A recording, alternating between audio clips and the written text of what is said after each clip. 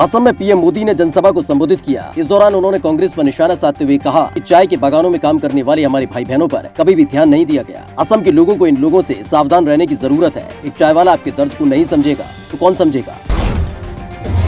पश्चिम बंगाल में पीएम मोदी ने जनसभा की। इस दौरान उन्होंने कहा कि सबका साथ सबका विकास और सबका विश्वास के मंत्र के साथ हम काम कर रहे हैं, लेकिन पश्चिम बंगाल में दीदी विकास की हर योजना के सामने दीवार बनकर खड़ी हो गई हैं। पश्चिम बंगाल में मुख्यमंत्री ममता बनर्जी ने बीजेपी पर निशाना साधते हुए कहा कि अगर कोई आम आदमी 500 रुपए चुराता है तो उसे तोलाबाज कहा जाता है। उस भाजपा सरकार को क्या कहेंगे जिसने करोड़ों रुपए चुराए हैं। मध्य प्रदेश के इंदौर में केंद्रीय जेल के कैदियों और जेल कर्मचारियों को कोरोना वैक्सीन लगाई गई। इस दौरान केंद्रीय जेल के उप अधीक्षक ने बताया कि आज 300 कोविशील्ड वैक्सीन के डोज प्राप्त हुए। 45 साल से ज्यादा उम्र के कैदियों और जेल कर्मचारियों को वैक्सीन लगाई गई।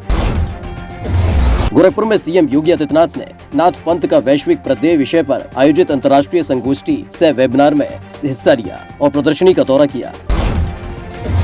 गुरु तेग बहादुर साहिब की 400वीं जयंती के अवसर पर एसजीपीसी की ओर से अमृतसर में गुरु साहिब के प्रकाश स्थान गुरु का महल से एक विशाल भव्य नगर कीर्तन आयोजित किया गया।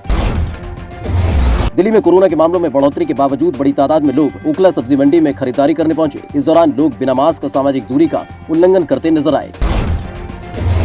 दिल्ली में अमेरिकी रक्षा सचिव लॉयड जेम्स ऑस्टिन का रक्षा मंत्री राजनाथ सिंह ने विज्ञान भवन में स्वागत किया, जिसके बाद उन्हें गार्ड ऑफ ऑनर दिया गया। बॉलीवुड एक्टर जॉन अब्राहम और इमरान हाशमी स्टारर मुंबई सागा सिनेमाघरों में एक दिन पहले रिलीज हो गई। इस फिल्म ने ओपनिंग डे पर 2 करोड़ 82 लाख रुपए का बिजनेस किया। समाजवादी पार्टी के राष्ट्रीय अध्यक्ष अखिलेश यादव ने रामपुर से शुरू हुई साइकिल यात्रा का लखनऊ में सपा कार्यालय पर स्वागत किया और कार्यकर्ताओं को संबोधित किया। उन्होंने कहा कि साइकिल यात्रा के दौरान हमारे कार्यकर्ताओं में जबरदस्त जोश दिखा। ये बताता है कि 2022 में क्या होने वाला है। लखनऊ से माई भारत के लिए अभिषेक दुबे की रिपोर्ट।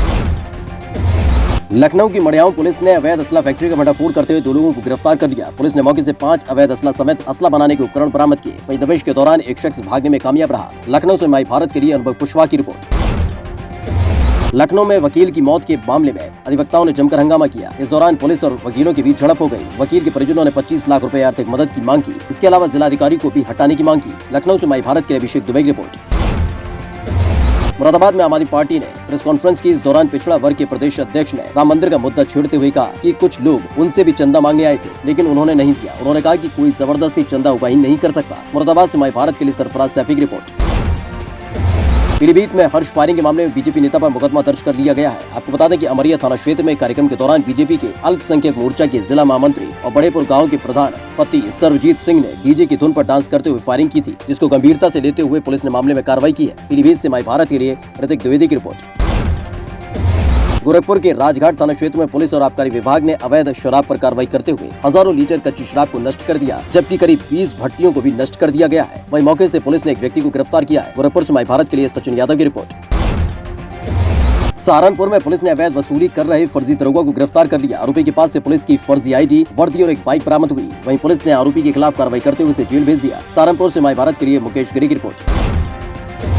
पीलीभीत के बिलसंडा थाना क्षेत्र में आवारा भैंस के आतंक से ग्रामीण भूखे प्यासे छतों और टीन शेड के ऊपर रहने को मजबूर है। इससे पहले भैंस कई लोगों पर हमला कर उन्हें घायल कर चुकी है। वहीं इस मामले में न तो वन विभाग ग्रामीणों की मदद के लिए आगे आ रहा है और न ही पुलिस। पीलीभीत से माई भारत के लिए ऋतिक द्विवेदी की रिपोर्ट।